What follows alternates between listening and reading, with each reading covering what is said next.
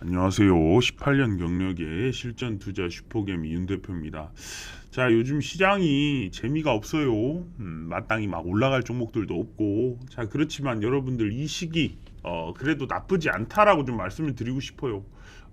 일단은 이렇게 상승이 나왔던 부분을 통해서 어느 정도 요 하락까지 좀 가져갔지만 이제는 하락폭이 거의 끝나가는 단계인 것 같습니다. 자, 일단 미국 지수를 한번 보면 처음에는 이 물가가 잘 나왔다. 그래서 확 갭이 떴는데 갑자기 또 물가 지수가 잘 나왔지만 파월이 앞으로 금리 인상 더 높이 할 것이다. 이런 어떤 매파적인 발언 때문에 지속적인 하락세가 있었습니다. 특히나 지난주부터 저도 그래요. 참 숨막힙니다. 이게 짜증이 나요. 짜증이. 제가 이 정도인데 여러분들 얼마나 짜증 나겠습니까?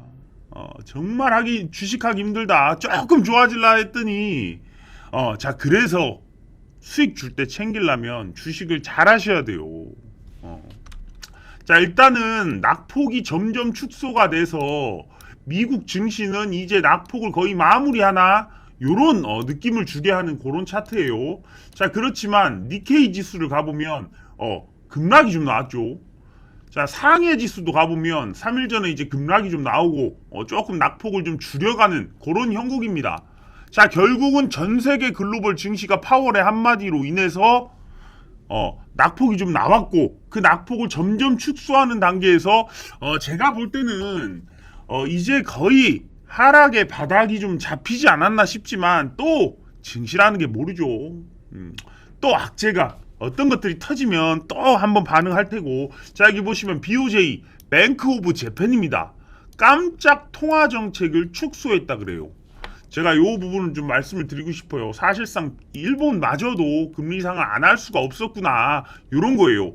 금리 인상은 아닙니다. 하지만 통화 부양책을 축소한다 이런 부분이죠. 그래서 금리 목표치를 0% 부근으로 원래는 유지하기로 했으나 기존에 있던 0.25에서 0.5% 허용 범위까지 확대했다. 자, ETF 매입은 기존대로 유지하고 월간 채권 매입, 채권을 매입하는 요것도 그래요. 돈을 가지고 채권이 있죠. 요거를 사는 거예요. 돈으로.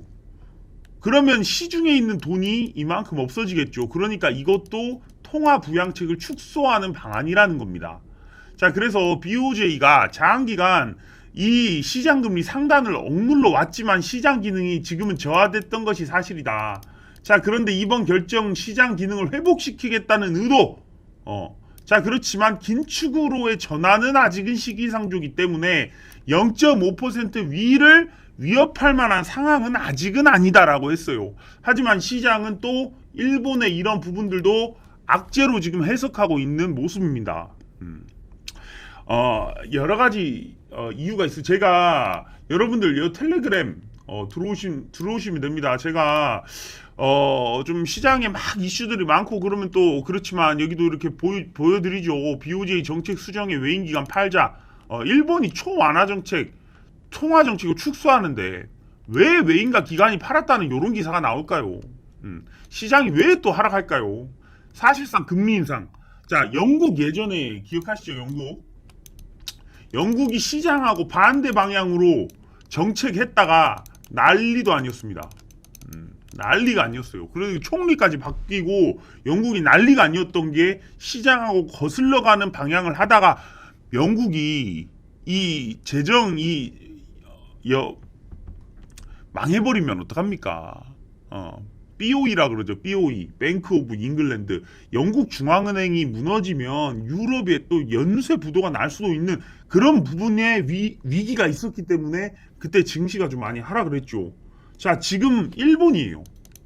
일본도 지금까지는 초완화적 통화 정책으로 금리의 상단, 금리를 더 이상 높이지 못하는 하나의 방편이 될 수 있다는 거예요. 하지만 일본마저도 이 큰 흐름을 거스를 수 없다. 그러고 하다 보니까 정말 금리 인상이 내년에 정말 어디까지 나올지 이런 우려가 시장에 반영이 되고 있는 겁니다. 자, 여러분들께 이 말씀도 좀 드릴게요. 벼락 거지 면하려다 밤잠 설치는 영끌 거지. 집값 폭락과 금리 인상 이중고 차라리 벼락 거지가 낫겠다. 이런 기사예요. 자, 이게 어떤 소식이냐면 계속해서 주변 친구들이 다 집사자 순식간에 나만 열심히 일한 나만 벼락거지가 됐던 김씨였어요. 자, 그래서 부동산 가격이 폭등하면서 집을 갖고 있던 사람들은 나는 부자다 그러고 돈 쓰고 다니는데 이 집이 없는 사람들은 상대적으로 거지 같은 이 생각에 짜증이 난 거예요. 마음이 조급해진 그는 올해 초 동탄 신축 아파트를 9억 원에 매수했다. 제가 동탄 아파트를 굉장히 잘 압니다. 제가 원래 저는 이제 서울에 살지만 동탄에 굉장히 이제 과거에 좀 많이 왔다 갔다 하면서 좋은 것도 많이 해보고 그랬습니다. 자, 이 동탄이 9억 원에 매수했으면 거의 최고가 아파트를 비싼 돈 주고 산 거예요, 사실은.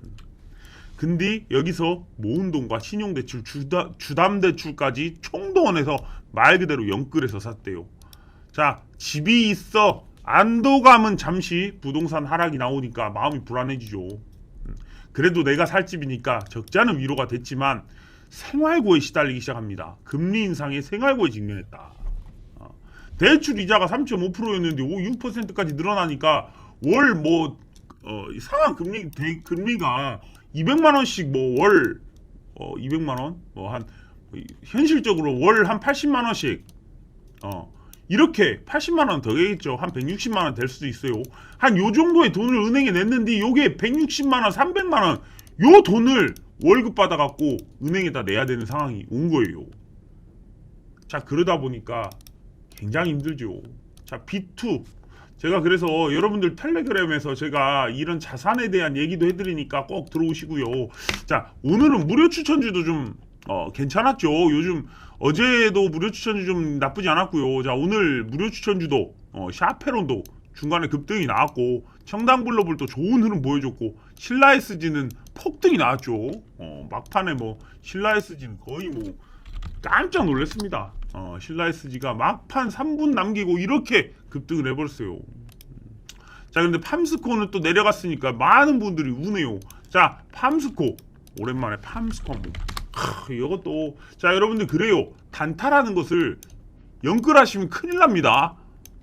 여러분들 돈 계좌에 3천만 원 있다고 해가지고 이 3천만 원으로 연끌해서 샀다가 여기서 팔고 이거 난리도 아니에요.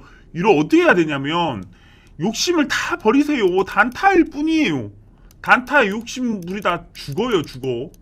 자, 3천만 원 정도 있으면 한 200에서 300만 원 정도만 그냥 여기서 한번 사보고 왜 내려가면 또 사야죠. 내려가서 여기서 바닥 잡아주면 분할 매수 또 들어가야죠. 단타를 하든 스윙을 하든 중장기 투자를 하든 기본적으로 전략을 세워두고 들어가셔야 됩니다. 자, 운이 좋아서 갑자기 막 오를 수도 있지만 운이 나빠서 이럴 수도 언제든지 그럴 수도 있다라는 거예요. 신라 SG도 그렇잖아요. 자, 운이 좋아서 여기서 지금 수익 중이셔도 여기서 더 삽니까? 나 이거 올랐으니까 이제 3천만 원 들어가야겠네. 그럼 큰일 납니다. 200만 원, 300만 원만 나 오늘 조금 운이 좋았네. 한 10% 먹었네. 그리고 한 20만 원 벌면 되죠. 안 그렇습니까? 여기 이분 생활고에 시달려서 죽겠다는데 여러분들 20만 원이 절대 작은 돈이 아닙니다. 그렇게 생각하시는 분들한테 차곡차곡 돈이 모이는 게 이 시장이지 너무 여러분들 과한 욕심을 갖고 덤벼들면 여러분들 죽어날 수밖에 없어요. 왜냐하면 주식은 항상 급등과 급락이 계속 있는 게 주식이에요. 그러다 보니까 여러분들이 여기선 기분 좋지만 여기선 힘들고 또 기분 좋지만 힘들고 이런 게 계속 반복돼요. 그러다가 이게 이렇게 나오다가 이렇게 터지는 거거든요. 그럼 여기에 변동성을 견뎌낼 것인가? 그래서 미국에는 이런 말이 있잖아요. 자, 이런 박스권 매매를 하는 사람들이 있고 밑에서 사는 사람들이 있고 고점을 뚫을 때 사는 사람들이 있고 다양한 투자자들이 모여서 거래를 만들어내는 게 이 시장이라는 거예요. 그런 다양한 변칙을 사실은 어느 정도 예상은 할 수 있지만 100% 맞아떨어지진 않는다고요. 자, 지금 영끌 큰일 났습니다. 뭘 보여주나요? 최근에 주식시장 영끌족 죽여버렸죠. 자, 주식시장 영끌족을 다 죽여버렸습니다. 한번 여기까지 니들 견딜 수 있지. 견딜 수 있지. 죽여버렸어요. 아주 주식 B2 최저로 내려온 다음에야 반등한 거예요. 이거 항상 자산시장은 B2 하는 사람들을 죽여버리려고 있는 곳이에요. 여기가 절대 여러분들이 이 시장을 너무 쉽게 봐서는 절대 안 된다. 자, 제가 그런 말씀을 드리고 싶어요. 자, 급하게 돈을 벌려는 마음이 이 파멸을 재촉합니다. 주식은 항상 내려갈 수도 있는 것이 자연스러운 것이고 내려갈 때를 대비하는 투자자가 되지 않으면 결국은 한 방에 파멸할 겁니다. 급하게 돈을 벌려는 마음은 결국은 가난한 데서 비롯돼요. 자, 주식으로 생활비 마련해야지 이런 생각 지우셔야 돼요. 한번 넣으면 쉽게 못 빼요. 주식의 돈을. 오히려 여러분 돈 넣고 빼는 거 되게 어려워요. 이거 몇 년 주식을 최소 5년 이상 하지 않으면 여러분들이 이 마음을 다스리기가 너무 힘들다는 거예요. 왜? 내가 1,000만 원 넣어서 1,500을 벌었다고 쳐요. 그럼 여러분도 500만 원 빼고 1,000만 원으로 해야 되는데 그게 사람 마음이 그게 아니라니까요. 나는 시드 늘었네. 1,500만 원 또 몰빵한다니까요. 그런 짓을 안 해야 된다는 거예요. 여윳돈이라는 걸 딱 만들어 놓고 거기서 그냥 자산을 굴린다는 개념으로 가야 돼요. 누가 계속 삽니까? 있는 돈 다 끌어다가. 도박이죠, 도박. 자, 투자한 것이 오르면 그때 챙기면 되고 굳이 오르지 않으면 팔 이유도 없어요. 간단한 원칙만 지키시면 돼요. 저가에 사서 고가에 판다. 저가에 더 내려가면 어차피 저가예요. 더 담아야 할 때는 굳이 팔 이유가 없습니다. 지금 아까도 제가 이제 영국 BOJ 얘기하다가 좀 샜는데, 자, 지금 제가 보는 이 시장에서 이 엔화가 굉장히 쌌잖아요. 근데 이게 살짝 올라온 거예요. 자, 그런데 이것이 또 시장의 발목을 잡을 수 있는 이유로서 지금은 시장이 또 해석하고 있어요. 아직은 올리지 않겠다라는 거예요. 자, 어떤 메커니즘이냐? 주식이 보세요. 이렇게 내려갔다 바로 V자 반등을 해버리면 여기에서 B2했던 사람들 중에 일부는 나가리 되겠지만 견뎌낼 사람이 있어요. 하지만 이 거품을 완전히 끌려고 작정하면 어떻게 되냐? 놀아버려요. 이 바닥에서 놀아버린다고요. 금리 인상도 마찬가지. 금리를 위해서 놀아버리잖아요. 무슨 일이 발생합니까? 대출 받아서 집 샀던 사람들 다 그 집들 경매로 나올 때까지 놀아버리는 1년이 내년에 나올 거란 거예요. 내년 1년은 빚을 져가지고 무슨 짓거리를 했든 그런 회사, 이런 집들 다 회수하겠다는 거예요. 자, 그러다 보니까 지금부터는 과도한 짓을 하면 그 과도함에 따른 대가를 내년 내내 치러야 될 수도 있습니다. 자, 그리고 주식시장은 굉장히 빨라요. 이것은 한 달, 두 달, 세 달 보세요. 월 상환 금리가 일정하게 월마다 나가요. 그러다 보니까 견딜 힘이 있단 말이에요. 6개월든 1년이든 견딜 수가 있어요. 그러니까 오래 놀아요. 하지만 주식시장은 담보금 체크 들어가는 순간부터 오래 놀 수가 없어요. 그러다 보니까 주식시장은 오히려 빠르게 반등할 겁니다. 이 거품족들이 해결이 되면 빠르게 반등할 거지만 부동산 시세나 이 금리 인상은 상당 부분 지속될 거예요. 왜? 그 이유는 간단해요. B2족들 다 정리하려고, 거품을 다 끄게 하려고 해요. 거품을 꺼야 CPI, 소비자 물가가 잡히는 거, 거품을 꺼야 되기 때문이에요. 그러니까 그런 시기가 앞으로 온다라고 생각을 하고, 그만큼 지금은 주식시장에 있는 B2, 지금의 지수, 지금 이 지수 있잖아요, 지수. 이 지수는 B2 정리 지수예요. 여기서 내리건 올리건 여러분들이 수익 볼 자리는 사실 아닙니다. 그렇다면 이 구간에서 여러분들은 정리되지 않고 살아남기만 하면 다시 이 시장은 올라갑니다. 자, 그래가지고 지금 일본이 요런 지금 BOJ가 요런 이제 초완화적 통화 정책을 축소하는 부분이 있어요. 자, 그런데 생각보다 이 일본에 대한 이 통화 정책의 여파가 제 생각엔 좀 클 것 같아요. 왜 그러냐면 주식이나 채권을 뭐 투자 비율로 따졌을 때는 10%가 안 됩니다. 자, 그런데 지금 일본이 전 세계에 있는 이 화폐 중에 가장 싼 화폐였잖아요. 가장 싼 화폐. 그러다 보니까 환차익을 노려가지고 캐리 앤 트레이드 옛날에 유명했죠. 요거를 지금 하는 그런 환시장 쪽에서는 규모가 상당히 커요. 자, 그래서 요게 이렇게 지금 일본 그게 올라가면 어떻게 되냐. 자, 외국한테는 이 엔화를 더 사고 싶었지만 이런 그 기관들 뭐 예를 들면 영국에 있는 연기금 같은 뭐 예를 들어 그런 기관들이에요. 일본에 이 엔을 살 여유가 점점 없어지는 겁니다. 왜? 여기도 돈을 내야 되네. 자, 그렇다면 어떻게 돼요? 바꿔가겠죠, 돈을. 그럼 일본에서는 유출이 좀 생기는 거예요. 자본 유출이. 자, 이게 무슨 말인지 어려우실 거예요. 이게 지금 단계적으로 예를 들면 영국이 지금 미국의 달러가 이제 기축 통화니까 이렇게 이제 이게 너무 비싸지다 보니까 결국은 이게 계속 싸고 여기는 금리가 안 오르니까 영국이 이쪽에 예를 들어서 일본 돈을 갖다가 쓴다고 치자고요. 그러면 일본 돈을 계속해서 수요가 있었는데 이 수요가 줄어요. 자, 그렇다면 국부는 유출되죠. 자, 반면 일본에 있는 시장의 이런 기관 투자자들은 어떨까요? 다시 이거를 통해서 다른 나라에 투자를 했던 것을 또 가져와야 돼요. 왜? 돈 갚아야 되니까. 예전하고 지금 달라졌네. 금리가 더 많이 해야겠네. 지금 정도의 금리라면 내가 이걸 투자를 지속해도 되겠다. 아니다를 판단하는 그런 투자자들이 생길 겁니다. 그렇다면 그런 것도 계속해서 변동성이 생기는 거예요. 자, 이런 지금 이슈에 대한 결과는 결국 변동성을 가져온다는 거예요.